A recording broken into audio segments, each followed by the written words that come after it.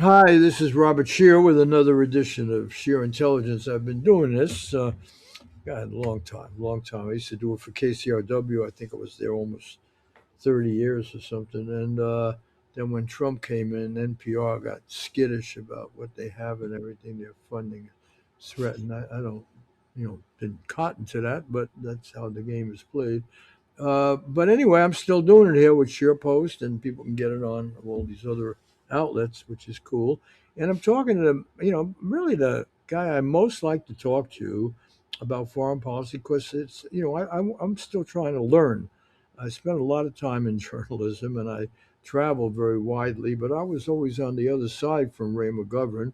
I was the guy poking holes in the arguments for U.S. policy and sounding the alarm, and particularly about the CIA. And have good file myself of all the nasty things the CIA did to derail my life, but I still somehow survived. Going back to Ramparts magazine, they didn't like us very much. But Ray was there. He was an analyst, and I did have to respect the analysts there. They weren't the spy killers out there doing nasty stuff and overthrowing governments and everything. And Ray has always been really informed, and as far as I could see, pushing the government to do the right thing. And he was the leading Soviet expert, familiar with, fluent in the language, and he briefed. He was there for 27 years, and he briefed Nixon, Ford, Reagan in their morning briefs when they were awake and attentive. And so he really knows the inside of all this. And I'm turning to him once again because I think most of us are getting it wrong. And we're getting it wrong because we don't have the Cold War right now. We don't have the easy enemy. We got communist China, but Russia's not communist. We got Venezuela, which we're now, overthrew the leader, but now that we're somehow jockeying around, and there's Cuba still on the plate there for U.S. imperialism, but so it's been like 67 years or something, I forget. And so I turn to Ray often as a sanity check. And so let's just begin with the area that you know best from your vast experience. And you traveled there quite recently. You actually spoke at the thing where Putin was at and so forth. And, here we're 4 years into Russia's attack on Ukraine. I will call it that for sure. And just Donald Trump said he would have peace before, he even took office. Well, he doesn't. But the negotiations do seem to be going well now, and they're meeting right now. And in fact, the one Russian advisor was in Miami. I guess that's where the serious negotiation, not in the Mideast. But so take it away, Ray. What's happening? Because I noticed like there was vicious bombing and everything. People are freezing in the Ukraine because they can't get heat. And Zelensky says he doesn't know if they're going or not, but Trump says that it's going to happen. And so, give us a good summary, on what's happening there. Well, Bob, I would start with the mercurial, unpredictable nature of our president. He, of course, has his fingers on the nuclear codes. And so, as I see it, a statesman, and I repeat the word statesman, like Putin, must have his first objective not to aggravate Trump, not to push him into a point where he might do something really stupid, and that would be to start something leading to a nuclear war. That's primary objective number one. Number two, oddly enough, is to keep Washington engaged in Europe. I mean, that may sound, it just sounded strange to me, Bob, but my God, whole notion of NATO was to keep Russia out, keep the U.S. in, and keep the Germans down. Well, that has completely changed. Okay, why does Russia want the U.S. engaged in Europe? Because NATO is no more. It's fallen apart. And what do the Russians need from the US? They need somebody who can help them achieve what they've wanted, what they've drafted a treaty for back in December of 2021, something that recognizes their core interests, something that says Ukraine can never be part of NATO, something that will arrange the kind of deal where the Russians don't have to have another Vietnam to conquer the rest of Ukraine, but rather with the people that Trump appoints here, and and clearly it's not Rubio. It's these real estate guys who are dealing with real estate, namely what happens to the rest of Donetsk. So that's the backdrop against all this, okay? Now, has Putin gone out of his way not to alienate Trump? Yes, he has. Does he face a lot of domestic opposition for being so craven? I imagine he does, but I see no evidence that that really influences his judgment or his opinion. Witness the fact that Trump a couple of days ago announces at a I won't describe the cabinet meeting. I just won't give it an adjective, but he describes. He said, "Oh, by the way, I asked President Putin, could he just stop shelling the energy infrastructure of Ukraine for a week?" And he said yes. And people said he'll never say yes, but he said yes to me. And everyone was surprised, and the Ukrainians are very grateful. And yeah, that so now, did Putin check with his folks on that when Trump, let's say it was a telephone call, when Trump said, "Would you please do that?" Did Putin say, "No, wait a second, I need to check with my boys, with my girls"? No, he didn't. He said yes. Now, that indicates to me that Putin is his own person. On the other hand, Trump is not his own person. I'll close with this preamble here. The proof is in the pudding. The only extant arms control treaty that exists today, and I was involved in the first big one, 1971, the anti-ballistic missile treaty. I was in Moscow when it was signed. I helped with that. Okay, the only one that still exists is called the New START Treaty, which limits the number of offensive strategic missiles and bombs to 1550 on each side. That expires in what? 5 days, the 5th of February. On the 22nd of September, Putin, at a very formal meeting of his National Security Council, said, "Look, I propose to President Trump that we keep the quantitative limits, the 1,550, on for another year after the treaty expires on February 5th. So, if the U.S. is willing to do this, we're good for another year. And I'll know what to expect," says Putin later. "I'll know what to expect for the next year." What happens? Trump cannot answer. He does not answer. There is no answer, and here it is 5 days to the expiration of that treaty. All I'm saying here is that if Trump can't muster the strength to say, "Okay," that's all he has to say. There's no negotiation necessary. The limits are very distinct. All he has to say is, "Okay, if I give you an official okay, we'll abide by those limits for one more year." He has not been able to do that.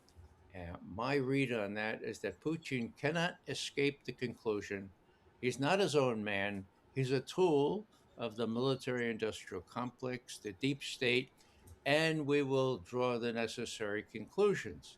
If by any chance within the next 5 days Trump does the right thing, in my view, it's clearly the right thing, then the Russians will be able to deal with him with a lot more confidence. On Ukraine, they have lots of confidence because they've won the war. On strategic arms, they don't want to get into another arms race. They know what that's like. So let's leave it there for my preamble. That's how I see it in a wider scope of things. Right. But for people who haven't spent their life dealing with the very complex issue of arms control, and as you and I have, I wrote about it quite a bit, actually, did a book about it, as you know. Despite the success of the movie Oppenheimer and some brief discussion about the prospect of destroying all life on the planet, which remains, not only remains, is more than ever an enormous risk. Uh, the fact of the matter is, most people don't focus on it. The media doesn't focus on it, and you're probably right. For some whatever reason, they want to build more weapons. They want to test more. Whatever the reasons are, there's probably resistance to just going on for another year. I'm not underplaying the danger of that. And however, the issue of the moment right now is, people are freezing in the Ukraine, and they are hurting badly, and in the whole region they're hurting badly. They've been at war for 4 years, and on that issue, Trump says he's now making progress, and from a human consideration, suffering, that's not unimportant. That's the ball game right now. How to end this thing. And when you talk about real estate, the argument seems to be over Zelensky saying you can't have stuff you don't already have, right? And Putin saying no, we have to have these particular areas because they're the people that we claim you oppressed by not accepting Russian as a language and their history and so forth. And it looks like Trump is demanding a compromise here that and Zelensky knows enough now that he's got to go along with Trump. And Putin did go have stop the shelling that kept people freezing just in the last couple of days. So what I'm asking you, and then we'll move on, isn't it? Doesn't it seem likely that we're actually going to see an end? It's like when the Vietnam War didn't end for another year and another year and another year, and ended up like 5 million people died. And so this mayhem has to stop. And you've been at these negotiations, and on this issue, Trump has seemed to be goal oriented of getting the thing stopped. Is that not going to happen now? What's your prediction? And then we'll move on. Well, Bob, I don't usually quote Vladimir Lenin, but he said famously, Just don't quote him "Revolution." in the original Russian, okay? Okay, here he goes. Okay. Uh, Революция проходит Are you going to do it again? zigzagами. Oh. No, zigzagami is the instrumental plural for zigzags, okay? And the translation is the revolution, just like anything else, goes forward zigzagami, okay? Zigzag. So Trump has been a zigzag guy. Now, you have to have the framework to go back to Alaska on the 15th of August. There was a deal. The Russians keep referring to that deal. We need to keep to what was agreed to at Anchorage in Alaska. And what was that deal? Trump finally said, okay, I recognize the stakes are bigger, the equities are larger. I don't anymore want to insist on an immediate ceasefire. What we're going to do is pursue the whole enchilada, taking into account Russian core interests and their fears about Ukraine becoming part of NATO. Now, we agreed on that. The idea was that once Zelensky gets that word, okay, then we have trilateral negotiations, okay? Whoa, what did the Russians say about that? That sounds great. Let's see if Zelensky gets the word. And the word was no. Zelensky didn't get the word because those Europeans persuaded him, naive as he is, that they could do what the US was refusing to do any longer. And so there was this month by month hesitation, and the Europeans almost put the kibosh on this whole thing until Trump and Putin got together on the phone and said, look, the deal was that you wouldn't let Zelensky put the kibosh on this thing. He's doing it. Forget about it. So what happened? Zelensky has no more agency here. Zelensky is out of it, and so are the Europeans ostentatiously out of it. They've been kept out of the negotiations. The negotiations are now trilateral, just No. as was agreed, uh, pending no opposition from Ukraine, was agreed in Anchorage. So they started last week, a week ago, and they're going to continue. Caveat, unless Okay, but the prediction now, because that we can, They'll continue tomorrow. Okay. but do you think it's going to happen? I mean, No, it's not going to happen anytime soon, Bob. But the whole deal is the Russians don't want to take over the rest of no, Ukraine. no. But when you say, come on, really, I want to cut to the chase here because the reason we cover these things is to try to see where things are going, and you got the winter now, and that Russia now has its maximum leverage, and it's got a Trump backing them, and they seem to have a deal. And the whole issue is really somewhat marginal given the suffering that's been going on for 4 years. That okay, what is the area? You're clearly not going to get Crimea back. That's been understood for a long time, and clearly there's a part of Ukraine that uh, there's a claim that they're alienated or have suffered under Ukrainian nationalism, the rebirth of it, and so forth. And it would seem that Trump is a dealer, and this was one he promised right from the beginning. I just can't believe they're not going to have a breakthrough right now. I mean, of course, it's the best time for Russia to deal. When weather gets warmer, then there's the illusion you can go back to fighting and challenging them and so forth. So I'm not going to push you too much. I guess you disagree with me. I was expecting there be some good news and that there's an end to the killing. You think it's still hanging out there, right? Well, Bob, look at this 1 week hiatus that Putin agreed to by himself. He's got a lot of sniping from his colleagues now about why don't you, oh my God, everything Trump wants you agree to. When is that over? Tomorrow. Okay. Why do the Russians bomb the electrical and oil infrastructure in Ukraine? Because that dismembers their military as well as their civilian apparatus. Do the Russians want to inflict pain on Ukraine? Well, they've avoided it until now, but now it becomes necessary. Why are the Russians in no hurry? They've won. Okay. All right, so I'm gonna wait. I mean, I get it, but we're now in the language of murderers. Really, I mean, I do want to stop on this because it's just as you and I have been in that area. I mean, I was even there in Chernobyl when the Ukrainians and the Russians, you couldn't tell them apart, and they clearly could recognize there are larger dangers in life and not fighting about territory and so forth. And I don't want to trivialize the real issues here, but what we're really talking about is sputtering on in this deadly fashion. So let me just shelve that for a minute and put it in a larger context.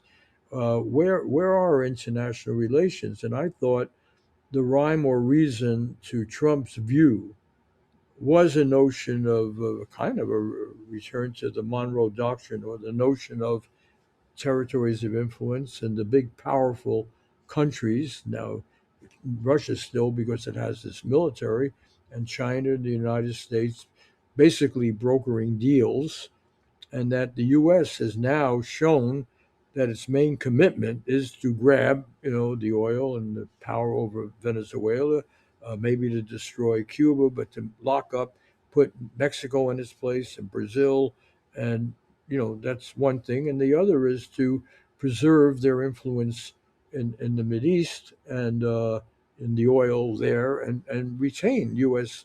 dominance, leaving to China its area around it and so forth, including Taiwan and the South China Sea, and letting Russia have its buffer that it has felt it needs. You don't see that as the larger picture? I do. But maybe I gave you a misimpression here. No, it's just that you talked in terms of immediate weeks or so, in my understanding. It's going to take a long time. Meanwhile, the Russians have won. They're chipping away at the rest of the Donetsk. They have the bigger hand, the more powerful hand. And what they want to do is just keep the U.S. engaged to the point where when the eventual blatant defeat comes of this proxy war run by the West, NATO, and the U.S., they can they can dip into their drawer and carve out enough lipstick to put on this pig of defeat so that they can achieve their wider aims, and that is a security architecture in Europe that will prevent this from happening again. That's going to take a long time. Meanwhile, Witkoff and Kushner and their opposite numbers, Ushakov and Dmitriev, are working real hard on this, what you've referred to on this buffer zone, but that's small potatoes. The reason the U.S. wants the reason Russia wants the U.S. engaged here is because the Europeans are feckless. Zelensky is over, and the U.S. is the only place they can go to get some sort of guarantee that this won't happen again. That will take time. The Russians have all kinds of time. The interesting thing, Bob, is that even the Russians have commented openly, and this is Peskov and Ushakov. Why are the why are the Americans in such a rush? I mean, they have to meet with Putin for 4 hours at 1 o'clock in the morning. I mean, oh yeah, well that's because they have to go to Abu Dhabi to talk about. Why are they in such a rush?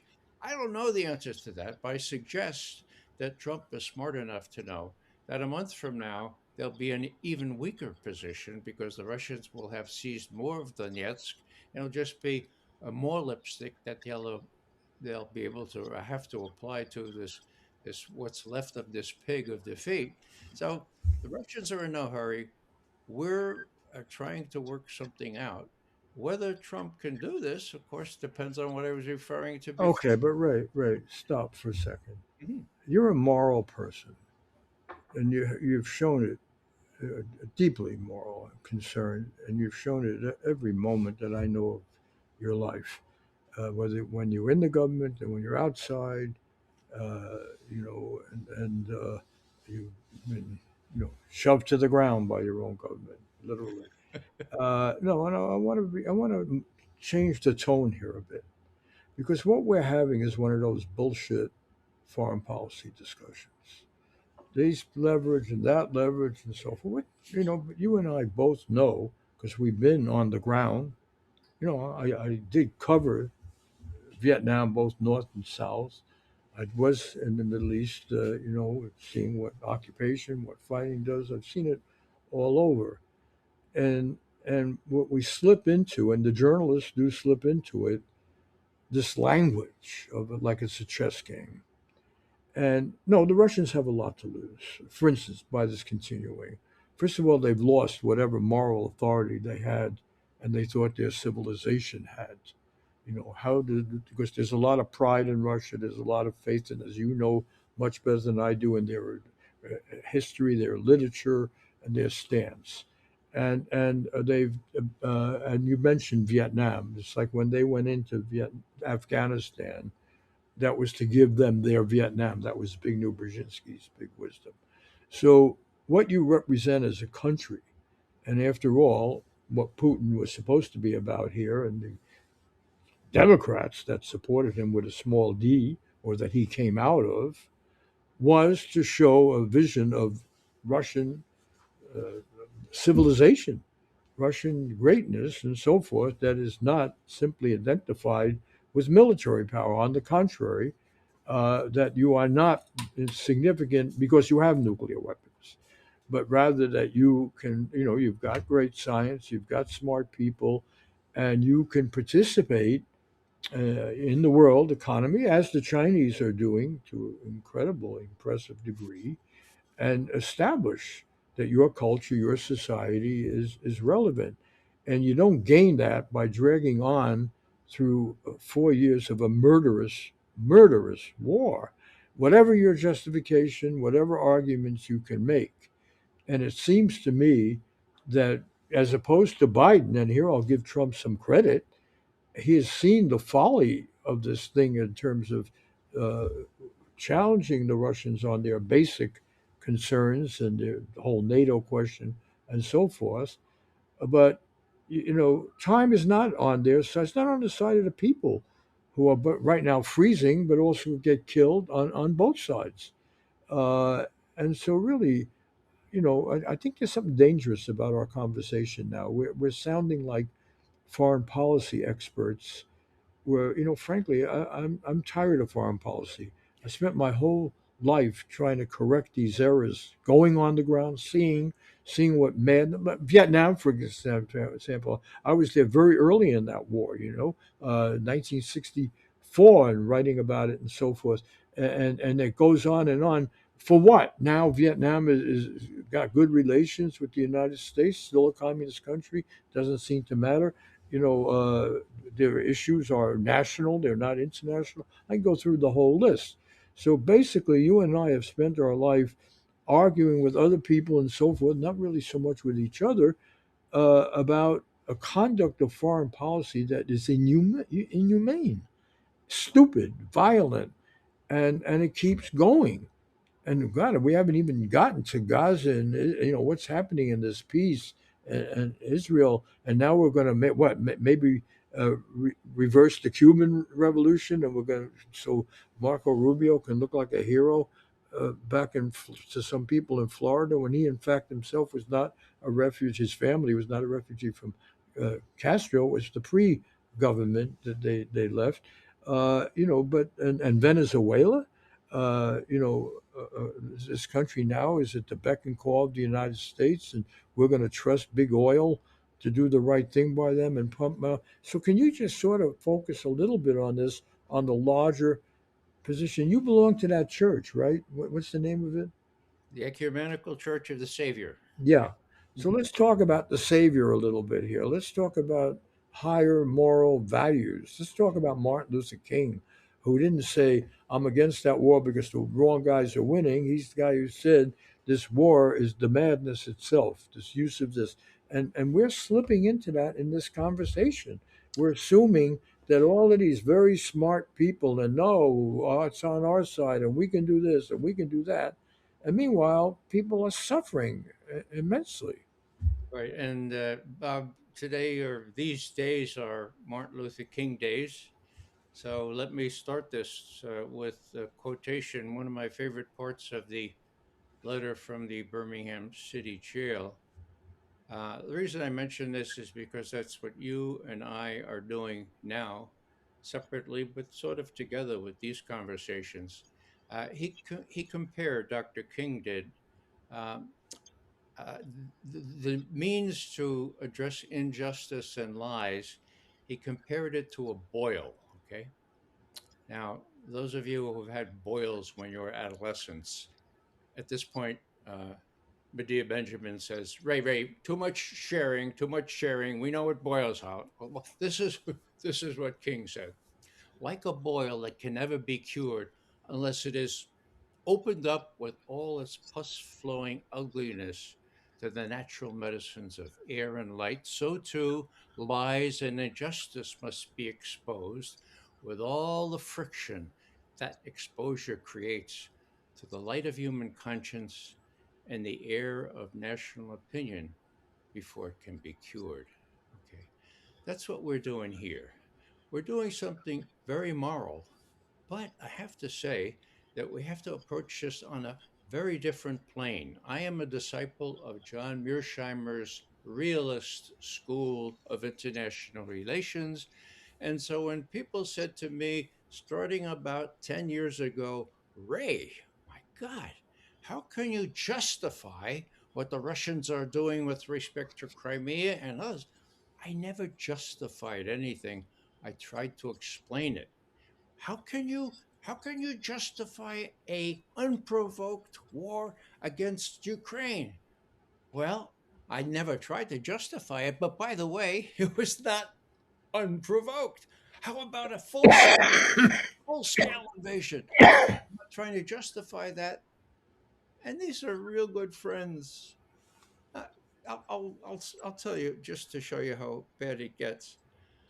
People like Paul Jay, people like Dan Ellsberg criticized me bitterly for being in Putin's pocket because I justified the invasion of Ukraine. I did nothing of the sort. I explained it. And the way I explained it, it was totally provoked that John Mearsheimer warned 11 years ago in a foreign affairs article that if we kept trying to get Ukraine into NATO, uh, this would end up destroying the country of Ukraine. More recently, 2 years ago, I asked him at an open forum, John, do you think that Putin could have done anything else to prevent this danger that he saw to Russia?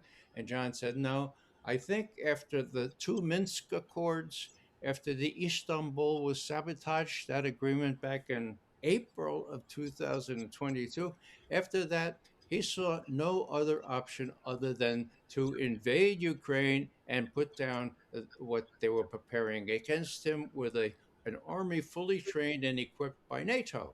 So, just to finish this part up, you know, thanks for saying I'm a moral person. I am, but that doesn't prevent me from looking at a a historical record from a from an inductive point of view and say, look, the Russians did this. Mearsheimer said they'd do it 11 years ago. They did precisely that. Ukraine is destroyed. Now, how do we get the American people to realize this? That's where Dr. King's dictum comes in. The American people have been so, my kids say, don't say brainwashed, Dad. And they have been so inoculated against the truth. They have been so conditioned to believing that Putin and all Russians are evil people and they shouldn't be able to appear as opera singers or anything else. I mean, it's got ridiculous because of Russiagate. Now, what about Russiagate? That fell apart, but nobody knows that because Well, Ray, just let me finish. What we have here is a situation where the American people are it, it's an overweening challenge to turn their minds around and say, look, this was provoked. It was not full scale. The Russians stopped after 6 weeks. The Ukrainians initialed an agreement, and the we've U.S. gone. and the UK Yeah. said no. That's on the Okay, record. but Ray, we've gone over this over and over again. First of all, I disagree that the American people want the war to continue, or they have to be Say educated that. about that. That's I not didn't what's going on. There are no big demonstrations in the street. Keep the Ukraine war going, support NATO, and so forth. That's not the issue. I, The issue is there seemed to be the prospect for peace to be done now, not a year from now, not 2 years from now, not even 6 weeks or 6 months from now. At least start the process as hopefully started just these last few days. If they only last another day or two, it's like the situation in Gaza and Israel and everything. You can approach it one way, but as long as people are still dying at this rate in Gaza and suffering the way they are and diseases spreading, at some point we have to reject the language of the experts and the people who study these things. Yes, what everything you've said, I happen to also agree with, by the way. That's not in dispute here between us. I think Russiagate was a phony. I can go through the whole list. But in a way, it's besides the point. In a very profound way, it's besides the point. And I think there's a tendency that those of us who argue these things and write about them and so forth, that we keep the argument going, even when it's quite besides the point. Because the fact of the matter is, it is not up to Western Europe right now, and it's not up to Zelensky.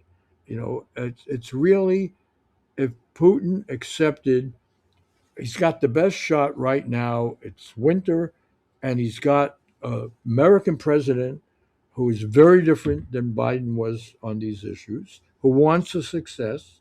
He's bragged about it. And, so you don't argue about how many kilometers in this direction. The basic principles have been accepted that the Ukraine will not be part of NATO, that NATO should not, and Trump has been very clear about that. NATO is a Cold War weapon that doesn't work in these situations. And that at the end of the day, they have to get along because Ukraine and the rest of Russia have so much in common economically, every which way, that walls don't really serve either side, right? When we talk about give peace a chance, it's not some idealistic, dream. I'm saying it's the practical thing. And the so called realists, and I've spent my whole life in these conferences and arguing with them and checking and so forth.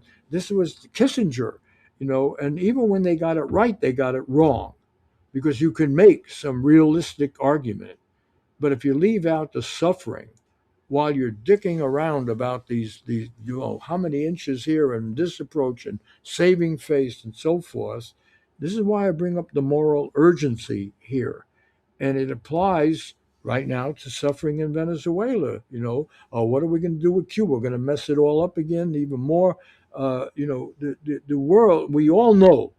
Let me give an editorial here, since I'll let you go on a long time. We all know we got real problems in this world that have nothing, really nothing, to do with these battles about territory, except that things get blown up, and so there's more destruction, and it's costly. But the fact of the matter is, we're not dealing with global warming. We're not dealing with poverty in the world. We're not dealing with the middle income gap. We're not dealing with the stuff that the Canadian Prime Minister brought about. Is that are all of the other nations in the country going to be involved? We're treating everything in a bellicose way, and we're trying to provoke others to do that. That is the real danger. So here you have some prospects for peace. This is what I wanted to start with. So take let me focus it right now. We have, for better or worse, Trump did start some of the fight, stop the fighting, actually, the genocide, at least, for now, towards the Palestinians. Okay, and is talk. Will this be open? Will the medical supplies? Are things getting in and so forth? And I was going to talk a little bit about why isn't there more progress and how can it be done. The same thing now. Venezuela has real problems. Amazingly enough, they have supposedly the biggest amount of oil, even though it's not always the right oil and the way to get it. But nonetheless, that should be not only a prosperous country, but it should add to the prosperity of the whole region. And yes, you got to work out ways of getting it delivered. So I just don't want our discussions to be always as if we're considering, well, the military operation, or who was wrong or who was right, because at the end of the day, like here's, you have Vietnam and Russia. We got the whole Vietnam War wrong. And this I saw intimately. I was in North Vietnam after the bombing, and while it was still in a state of war. And I watched it all. And none of the stuff they were arguing about matters now. The border, but what was going to go on? No, the fact of the matter is, they're worried about now, what do they sell, what do they produce, how do they feed their people, right? Where do you get the Chinese talk about common prosperity? Because they're great at all this trade and everything, but they still got a lot of poor people, and they have to worry about resources and so forth. So instead of dealing with the real problems the world's dealing with, we're dealing with these border issues and affronts to nationalism and so forth. And I think, and far from, this is not my inclination to defend Trump, but there is a logic to just say one way or another, give this, don't give that, have peace. Why is it so hard to just say no? Let's not get mired down in all of these details. You know, the fact of the matter is, Western Europe knows it's not going to be a big power, and they resent that they have to put a lot of money into the military now, and they know they've got to get along with China, and they got to get along with Russia eventually, and that so forth. So I'm only asking you, Ray, just know, not can't we switch gears here a bit? Everything I agree with everything you said about the responsibility for how this happened, and you've been very brave and courageous and smart about it. But isn't it a time to switch gears and say enough, enough, that there should be peace right now in the Ukraine, even if it means sacrificing this or sacrificing that? That's not the ball game. The ball game is people shouldn't be freezing and dying there any more than people should be dying now in Gaza, right? Well, I Just say yes, Ray. You know it's true. can't disagree. I mean, you're correct, but it's not that simple, Bob.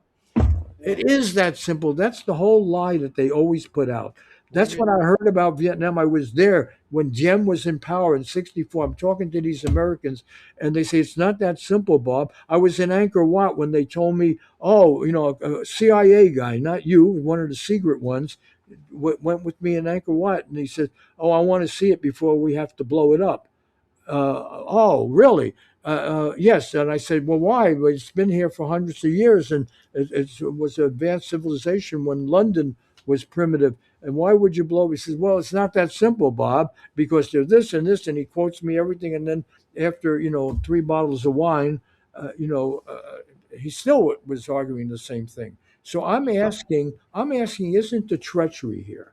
This is a really important point, Ray. Seriously, two guys from the Bronx. We spent our whole life doing this. Isn't the treachery here that we really are not considering how we help the ordinary folks that we knew in the Bronx instead of being swept up in nationalism, swept up in militarism, swept up in global thinking? So the smart kids like us went to these good schools and learned how to be assholes for the government. Most of them learn how to sell out, learn how to lie about these things instead of saying, let's cut to the chase. This shit shouldn't be happening. There's no justification for it. And these wars, what Israel is doing now in Gaza, and what Russia is doing in Ukraine, or what the Ukraine are doing to still keep open the option for NATO or something, this is all disastrous. And some adults ought to be, and hopefully that includes some adults in the world of journalism, ought to be saying, cut this shit out. Well, Bob, let me just interject here and say that I too was writing and dealing very intimately with Vietnam when you were writing publicly. My record is clear. I even had some public publications at the time. When I told people it's not that simple, it was when Governor Harriman was telling U.S. leaders, look, no problem with Vietnam. In the final analysis, the Russians will help us pull our chestnuts out of the fire. The Russians will always come in and use their influence in Hanoi to bail us out.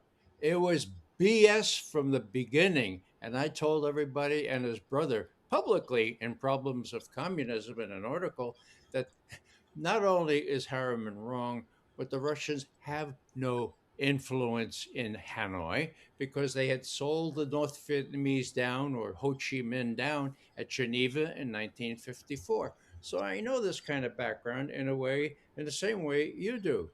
When we look at this thing about it's not so simple, we have already established that, particularly if Trump can't say yes to prolonging the quantitative limits of New START, that he's not his own man. He's not completely his own man on Ukraine either. Okay, now he is has to face the Senate and Rubio and Kellogg, who is not really out of the picture yet. He's got all these neocons that he has to deal with. So it's not simple for him to say, "Okay, all right, Putin, we'll pressure the Ukrainians to do anything you want." It has to be done methodically. It has to be done by real estate agents. Why? Because real estate is the key here. We No, have to no, have. no, no, no. And I'll tell you, let me just stop for a second. When Nixon went to China, it was the most unbelievable thing to do. And by the way, I talked to Nixon. I also have talked, I didn't brief him, but 10 years after the fact, he invited me to come to New York because I wrote a retrospective about Nixon. And he was the only person who happened to like my article, my long article in the LA Times. And we did discuss this.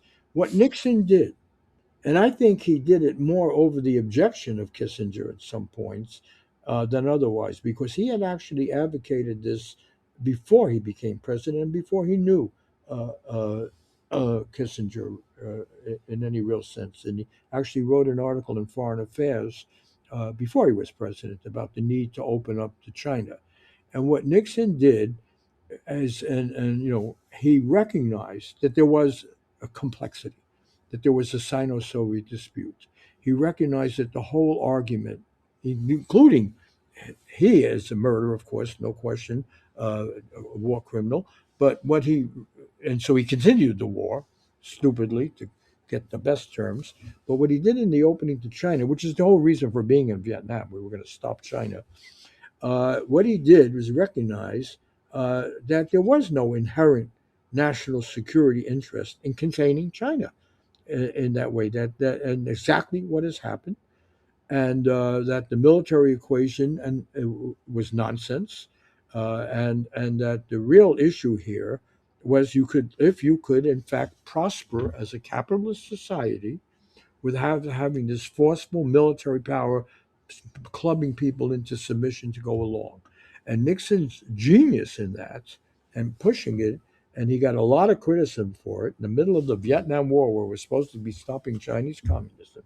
He goes there and drinks tea with Mao Zedong. And they then say, okay, we're going to be at peace. Yeah. And Taiwan will negotiate later and we'll do that. And we're not going to worry about this and we're not going to worry. And he had plenty of critics, plenty of critics.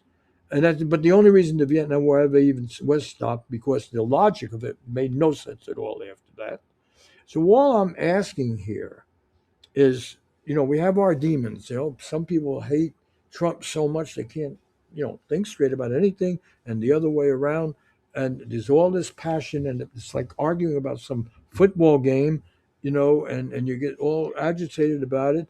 But really, what I'm asking for here is what Martin Luther King really brought to the table. He didn't say, I've got this long list of arguments and analysis and so forth. What he did, and I had something to do with it because it was in Ramparts, the picture of children dying, okay? Uh, Being bombed, children being killed, innocent civilians. And he said, I can't go on, nor should this war go on. And this is where I really feel there's something, dare I say it, evil about the realism school because it's not realistic. War is not realistic. And if there's one glimmer of intelligence to Trump, it was in this area. Unfortunately, he seems to be making a rapid betrayal of it, with Venezuela now and going after Cuba and so forth. But if there was one bit of wisdom that came out in the last few years on the Republican and Trump side, was that war doesn't pay. That war, that the objectives of having a successful, prosperous, profitable economy can be met with strong trade agreements, whatever your logic. But that blowing stuff up, which unfortunately means blowing people up, doesn't work. And I think having these discussions falls into the trap of endorsing the logic of the warriors. So, but you're begging a question here, because really, when I want to make sense of what you're saying, it goes back to the military-industrial complex. Basically, you are saying that there are forces that are really more disturbing than what Trump represents. Because right now, everybody thinks Trump is the worst thing. You're basically saying, in comparison to the war machine in the United States, Trump, Trump is not the obstacle.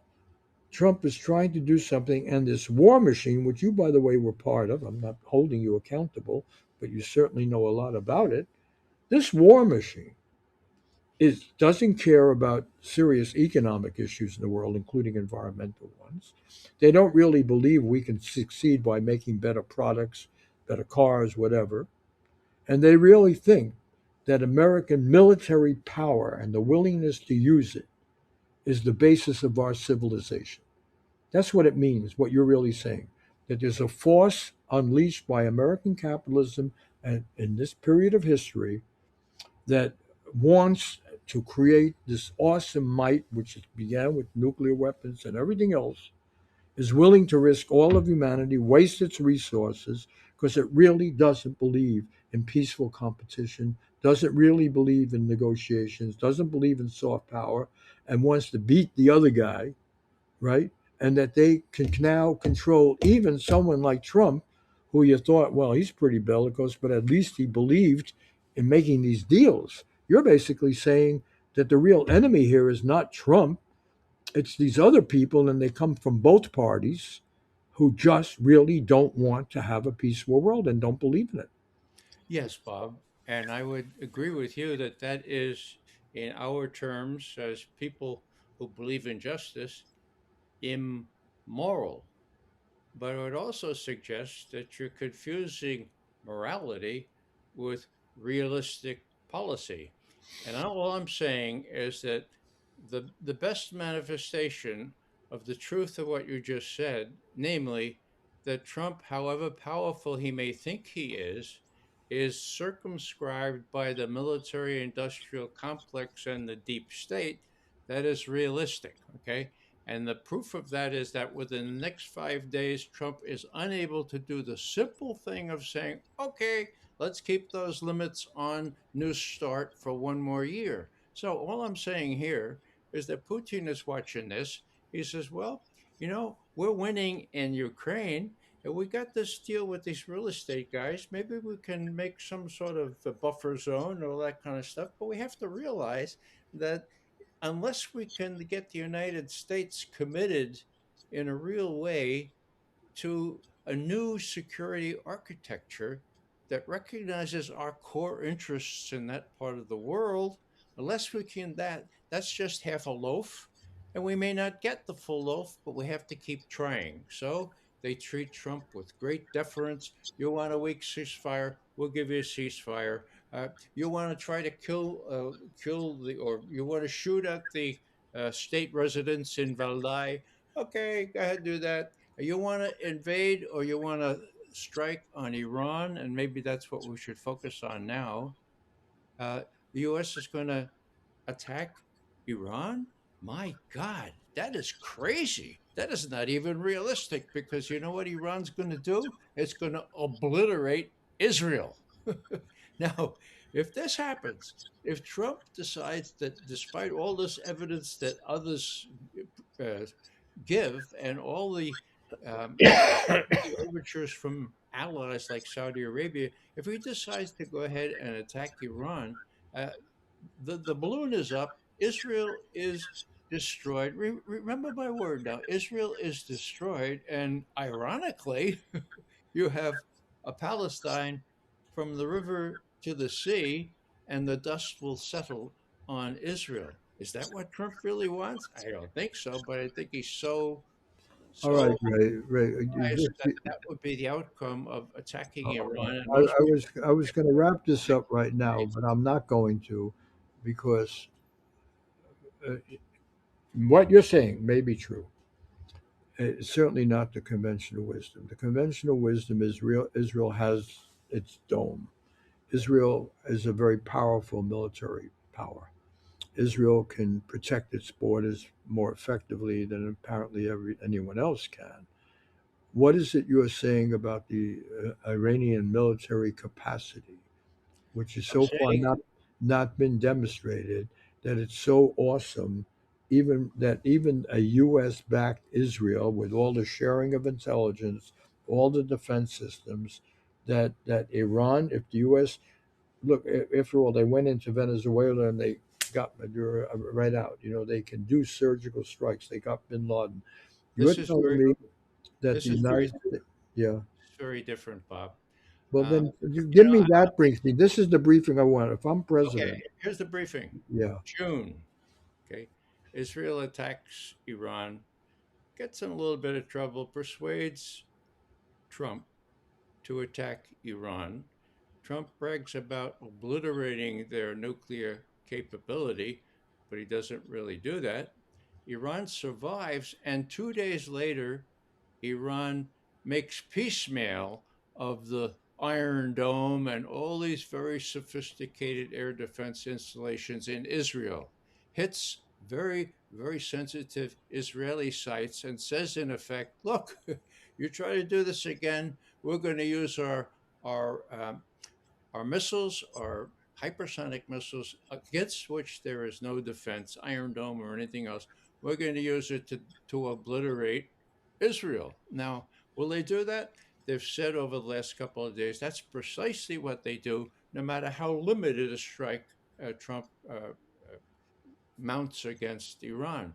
So, in other words, if you want a case study, it's as recently as June. Trump had to say, time out, when the Iranian missiles start to hit Israeli installations. So you won't find this in the Los Angeles Times. You won't find this in the New York Times. But that's reality. That's empiricism, and there's no morality to have to do with it. This has to Well, do with let's go into more detail because you know, sure.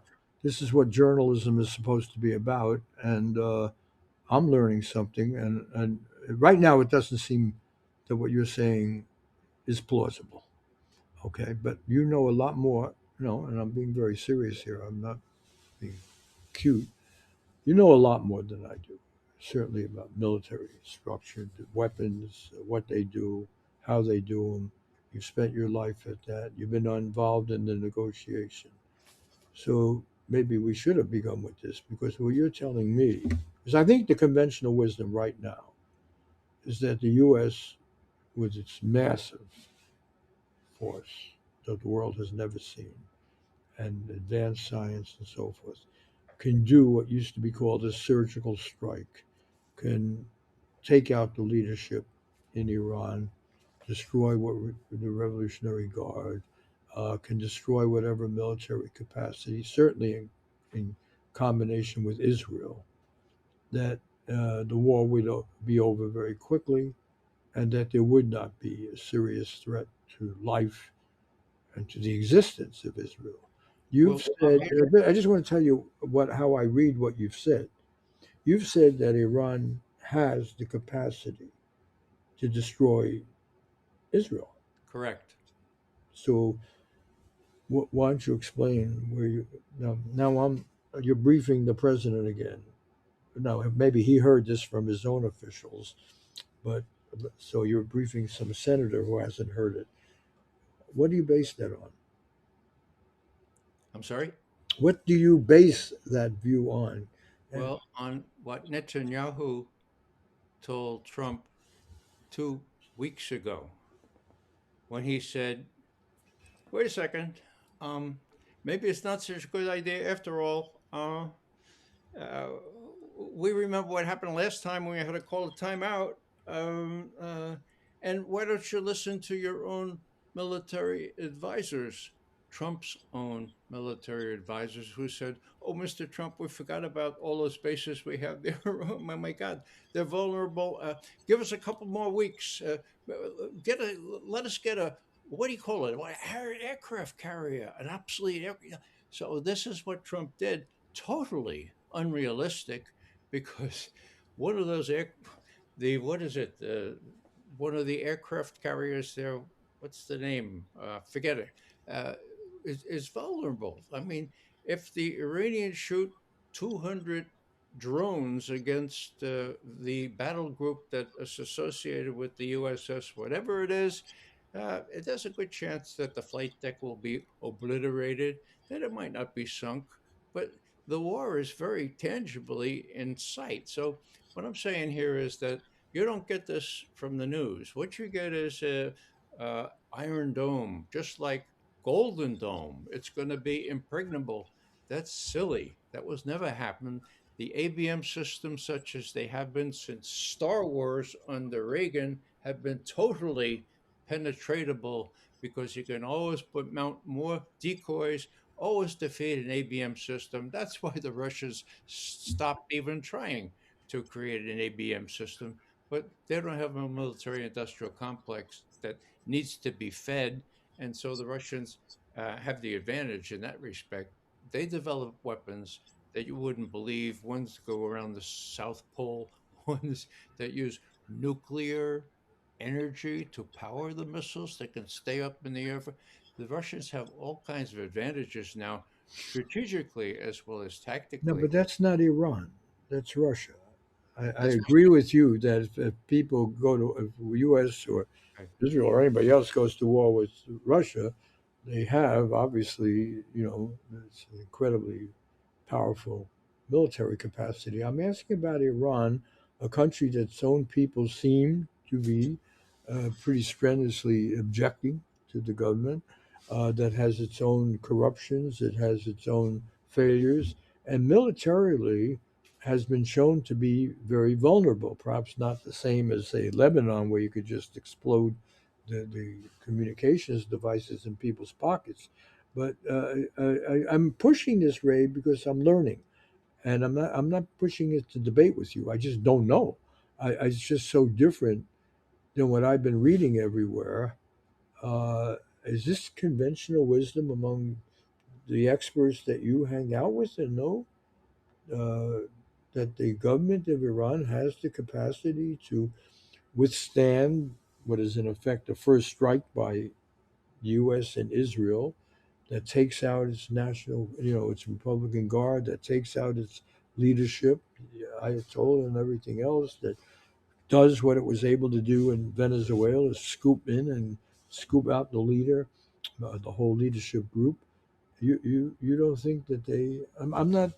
Yeah, I'm not no. playing devil's advocate here. I'm just asking. What you have said here is so different than what one gets from reading. Yes, I understand that. Uh, but you have the confidence that they have that survivability of their military that they could strike back. Yeah, I'll go back to Dr. King and admit that what I'm doing is opening up this reality with all its pus flowing ugliness. Iran can sustain. Iran is the size of Europe, for God's sake. Okay, got 90 million plus people. They're all very much upset at the aggression that they've already received on the part of the United States and Israel. When you get Netanyahu pleading with the president 2 weeks ago, "Well, we're not ready yet. Please don't do that." That's a When big you deal. say, please, To one me. second. When you say they're all very upset, now I know people who cover this. I mean, have gone back and forth. So there clearly is an awful lot of objection within Iran to the Ayatollah's government, to the way things are run, to the way the society is functioning. You, do Well, you, yes. Bob, 4 weeks ago, the real was depreciated with the help of our Secretary of the Treasury, Secretary of Commerce. Okay. Now, the Iranian people were very upset about that. Some of them came out and demonstrated. That was the signal for the agents provocateurs to come out and shoot at the cops and shoot at everything. And guess what happened? They were using Starlink terminals. And guess what happened? The Russians said, okay, you guys, you Iranians, we'll turn off the Starlink terminals. And they did. Now, that's one capability that the Russians had.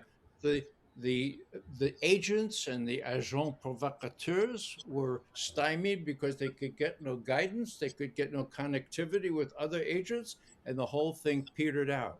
That was the ostensible reason why the U.S. is going to go in there. Then there were the reason to prevent ballistic missile uh, development, and then Trump said we're going to prevent them from getting a nuclear bomb. Now, let me just add one thing. There is national security strategy, and there's national defense.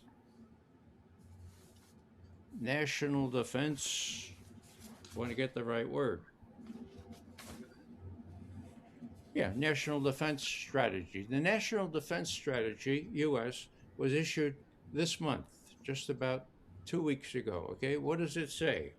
It says this about Iran. Iran's leader, I quote, Iran's leaders have also left open the possibility that they will try again to obtain a nuclear weapon. Oh, wait a second. Now, I thought they were already trying to get a no. This is the national defense strategy put out by the Pentagon by congressional edict. Quote, Iran's leaders have also left open the possibility that they will try again to obtain a nuclear weapon. So they don't have one yet. What's preventing them? Well, they're not trying. Why? Because there's a religious edict against it. And if that edict were reversed, we would know about it because have to go through the parliament and everything else. The religious leaders are against developing a nuclear weapon distinct from nuclear enrichment and all that other stuff. Okay, so the whole thing is a house of cards. None of the arguments work. Okay, and the reality is, and again, let's be realistic about this. The reality is that 2 weeks ago they were ready to go, and that the Israelis said, "No, no, not yet. We're not ready." And our defense people said, "Yeah, well, President Trump, realize that we have 100,000 people dispersed around these bases, and that a lot of them are going to be killed if we. And the Russia and the Iranians have been very clear. They'll be killed. They'll be retaliated against if we so much as mount a limited strike. So I harbor continually the hope that someone will whisper into Trump's ear, "Look, you've been led down by the, led down the primrose path by people who don't know which end is up on Iran. They can retaliate against Israel, and wouldn't it be the height of irony that we get a Palestine from the river to the sea as a result of Iranian retaliation for a strike against the U.S. and Israel? Wouldn't that be the height of irony? At least Ray, with all due respect, genocide. Ray, really, look, they did have limited strikes. They attacked their nuclear facility. They killed the West killed their most prominent leader, military person, most effective person out there in the field. They seem to be able to damage the military in Iran with impunity, actually, whether it's Israel or the United States. So, again, I'm not playing devil's advocate here. I'm just trying to understand because and maybe I'm not familiar enough with Netanyahu's statement. Did Netanyahu specifically say he doesn't he want the U.S. to go to war with Iran? Usually does, but this time around he said, well, this 2 weeks ago, it's in the press. Look it up. He said, well, maybe we ought to hold off for a little while. And as I say, it was not only Netanyahu, it was our own military. Now, our own military usually says, can we do it? Yes, sir. And I did a little tweet yesterday. I said, uh, Trump to U.S. military. Can we obliterate Iran? Yes, sir. Done, sir. Next day, Trump to military. But Iran obliterated Israel. End quote. U.S. military. Oops. That's the kind of U.S. military we have now. They're all All right. functionaries. They will salute and commit suicide for our country if we let them. So Trump is very ill-advised. There's no surprise to what he may try to do in the next couple of days. As I say, I still harbor some hope that someone will talk him out of it because it's really, really stupid. All right, I'm going to wrap it up then, but it just seems, it just seems the real danger here is yes, if you have to put, he hasn't occupied Venezuela. If you have to put troops on the ground in Iran and Venezuela, anywhere, and we learn with the Bay of Pigs, then you have to sacrifice American troops, and that's something the American public wouldn't go for. But I'm just going to leave it here as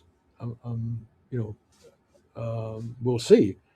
But uh, it just seems to me you're asserting a, a stability to the Iranian government and a power to defend themselves, or at least to inflict such serious harm on Israel and on American bases.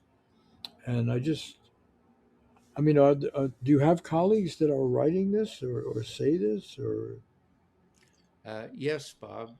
On Judge Napolitano's show, he has several people who are more versed in the military side of this than I. Colonel McGregor, for example, and I learned a lot from them. But my approach is mostly on the empirical side. Look what happened last time when they had to call timeout, when they suffered real damage, which was not publicized in U.S. media. That's key here. If you don't know how the Iranian hypersonic missiles got through the Iron Dome and the Hawk, the other missiles, the Patriot missiles, and so forth, if you don't know what damage they wreaked, then it's hard to understand what's at stake now. But Well, that tell me, Ray, because I don't know. I totally, yes, I'm in ignorance. I know the Russians can do it, and they've use these missiles. And so, why don't you, let's just take a few minutes. Just why don't you explain about this aspect of it, what the military significance is, and because it seems to me to be a game changer. If Iran really has that capacity, and that that the U.S. can't just take it out, which is the assumption I think most people watching these things. You're saying they've built up a capacity, and this obviously required the support of Russia, right? I mean, where would they get these hypersonic missiles? Well, I'm glad that you mentioned that because last time around, I was really surprised at Putin's reaction. In other words, here's the United States of America attacking Iran right on the border with Russia. A very, very, very significant attack. And what did the Russians say? Well, I have it here.